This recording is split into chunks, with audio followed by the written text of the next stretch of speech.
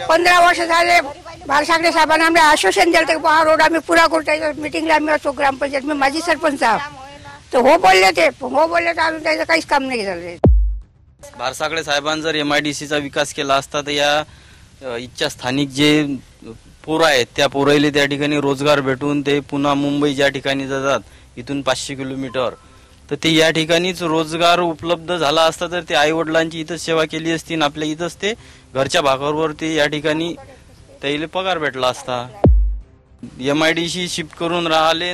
जर सूतगिरणीचा जर त्याईनं जो प्रश्न मार्गी लावला असता तर जे सूतगिरणी चालू झाली असती या ठिकाणी मुणगावला. मग कशाने बस वगैरे आहे का जाण्यासाठी? नाही, काहीच नाही. मग कुठली सुविधा आहे? पैदल जातो. पैदल जावं लागतं का? आता 10 वर्षात तर बऱ्याच ठिकाणी बसेस सुद्धा आहेत, मग तुला बस का नाही? लवारी गावात बसच नाही, गावातच बस नाहीये.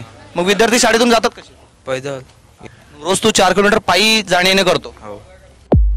काय नाव आहे तुझं? जनाबाई वानखडे. जनाबाई वानखडे.